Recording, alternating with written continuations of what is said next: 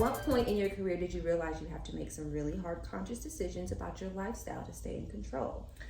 And then what bad habit have you addressed initially? What did you address initially, or maybe what did you recently address? So I never had that feeling that I drank too much until the end of November of 2021. Okay. That was I had a really weird dream, and it was, I don't know, it was like an eye opener. Okay. And I was like, you know what? Something isn't right. And so I looked into it online to see what kind of dream, if you have stuff that, I don't know. But I looked into it and it just kind of scared me a little bit. Okay. But I did see my fluctuation of drinking so much. I had probably been drunk for 7 months straight. You know what? I saw that post. I saw when you posted that and I was like, I'm going to talk about that with her. Because I was just like, wow. So for me to be in this industry for so long, I never thought that I had a problem. Because I would be okay, I'd go in one place and drink one beer or whatever and go home. But then I start, it was a downfall. I was drinking every single day. And not to say this horribly, but I would work all the time. I worked at Apartment 4B and I worked there on Wednesday and Thursday. And when I get off of work, I would go to a bar. I'd go to 11th Street Pub. Okay. So shout out to them. Hey, Shannon. Hey, Mary. So I would go there.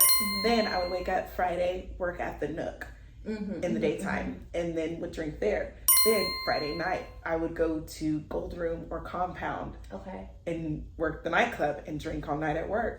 Wake up early on Saturday morning, a few hours of sleep, work Saturday morning at the Nook. Saturday night, work at Gold Room or Compound, be drunk at night, wake up Saturday or Sunday morning, drink again, go home and take a little nap, and then I'd go out to Tiki Tango and drink then. Did you work there or you would just go to hang out? I would just go to hang out and drink with Midtown Jay and Anna. Oh, yeah. Yeah, family. So then on Mondays, I'd wake up feeling like shit, but I'd be like, oh, Monday night, girls' night with my girls. So this one's for me. Right. So then I would drink on Monday nights, and then Tuesdays would hit, and I'd feel like shit. Complete crap. Okay. My bad. I feel like crap. You think this is... I'd feel like shit. So I'd be like, okay, I'm gonna stay at home and I'm going to make dinner. So I'd make dinner. But while I'm making dinner, I'm drinking a bottle of wine, not even with a glass, out the bottle. Oh! So literally, and then for 7 months straight, I was doing that every day. It was like alcohol became a part of me, and I didn't even realize it until I had that dream, and that dream woke me up. Wow. It woke me the fuck up. It was 7 months straight. That's a long time. And I was like, whoa, let me get out of this habit. So I stopped drinking for 3 weeks. Okay. And it was a great decision to stop drinking. But now I know how to pace myself and be like, okay, you don't need to drink. I'm like, okay. And this one guy that I've been conversing with. Anyways, me and him have he talks me down and stuff. And I did go to a few little classes and stuff. But I was like, this class is for quitters. I'm not quitting drinking all the way. I just don't feel like this class is for me because I have a full bar at home. I'm not drinking all that stuff at home. I'm just going out to socialize and drink. Socialholic is what I like to call Exactly. And that's what I am, a socialholic. And it just so happens that there just happens to be a bottle of Jameson behind my bar at each bar I work at. So I have so many questions since you were saying that. One, being that Jameson is what I drink all the time, sometimes when I drink something all the time, my tolerance level for it lowers. And so it's I can drink a half a bottle of something and not feel... Literally. And that's why I'm okay with that. Okay. Yeah, I could drink that and I feel fine. Vodka, I'm not allowed to drink vodka anymore. Okay. I started on vodka. I'm not allowed to drink that no more. Okay, got you. Experiences that don't need to be repeated. I left vodka in Dominican Republic. Okay, got it. Noted. Wow, there's so much you said. I should have been taking notes because I had questions while you were talking, but I wanted you to say everything. Oh, go ahead. Girl, what you got to ask me? That's crazy. Because you don't realize... I can just relate. I'll just say that. I relate to that a lot. I relate to that. I'm a socialholic. I don't... Yeah, and then even trying to be okay, well, I'm not trying to eliminate... I don't think there's anything wrong with drinking. And I'm not trying to stop drinking. I'm not trying to quit, it hasn't affected outside of maybe my pockets sometimes. But well, it hasn't made my me life. Right. It hasn't made me go downhill to the point where I'm going to the bar or going to the liquor store buying bottles instead of paying my rent so like any bills or anything. Like I have my like I catch flights, not feelings. #. I be going. You know, I don't. Alcohol ain't gonna stop me from taking a trip. Exactly. Exactly. And having my stuff paid in advance before I come back, so I come back comfortably. Exactly. I completely agree, but I think there is there's this middle ground. So it's like almost like, what is there? And I'm happy that you have that fast or that detox, because that's what I do all the time too. It's like, okay, I've been drinking a lot. I'm just gonna take a 2 weeks detox, a 21-day detox, just to remind myself that I don't have a problem. Not that it's okay, like it's no shade, you know what I mean? But like I am in control, right? And I had that moment, and I'm like, I am. But that first like week, I was miserable. Really? Yeah, because like I guess alcohol like helps me sleep too. Okay. So I wasn't sleeping. I was eating like just shitty foods just to make me feel better. Like I'd be like, oh, let me get this. Oh, I'm lactose intolerant. Let me eat this thing of ice cream. Oh, who does that? Who does that? We've done it. We all do it. I do it. And then also like I had the shakes too, because I felt like my body was a little dependent on. I just need like wake up, shot of whiskey, you're okay. Something else. Yeah, exactly. Something else when you're hungover. You sometimes the hair of the dog. Something else to feel better. So exactly. That kind of spirals into the next day. Right. Basically, we can relate. Okay, we know that this isn't just an issue with bartenders. It can be with a lot of people, and I think it's just healthy to kind of take some detox from now and again. Moving on. Do you feel like you are expected to uphold a certain image as a bartender, and what is that? Okay, so I worked at Hooters a long time ago, and we had to sign an image contract that you will obtain your image. And I guess that kind of instilled on me too, because it was always like, try to make your best. Like, don't come in. Well, first of all, hygiene is like very important. You don't want to be in nobody's face, and I don't want you in my face if you ain't clean, you know? But I've always felt the need that I need to, like, you know, I'm a lipstick whore anyway. So I always want to wear some lipstick and stuff. Right. But I always want to wear some lipstick and make myself look presentable to people and make them want to talk to me, because I'm already like a nice person and I smile a lot. But that little extra, like that might get you some more money. You never know when like looking at your lips, like, damn, those lips look luscious. Let me give her some money. Exactly. Exactly. I completely agree. I agree with that. Oh, I have one here.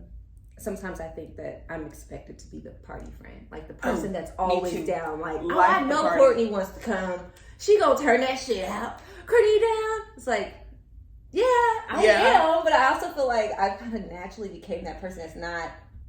Now I'm able to like pick and choose, and it's like, well, because I know I'm not gonna say no. I just have friends around me that knows. Don't even ask Courtney, because she's not gonna say no. She's gonna say yes, and she doesn't need to say yes. So don't ask her. Right. So it's like I have those intentional community that's like they know when to ask me, because they know I'm gonna say yes. So just spare me, okay? Spare me. I'm always gonna say yes too, unless I'm working, because my money is that's me. Yes. We can play later. Well, let me get this money now. Or come to my job. Right. Come to my bar. Come see me. You can come to my bar. I'll put you on the guest list. What is your work schedule currently? I know you just talked about the past 7 months, but yeah. So I work at the Nook. Like I pick up shifts right now just because like I kind of needed like a little break from a lot of stuff. But I'm at Gold Room on Fridays and Saturdays. Next weekend is our last weekend because we're closing for remodeling. Oh, for how long? I'm not sure. Okay.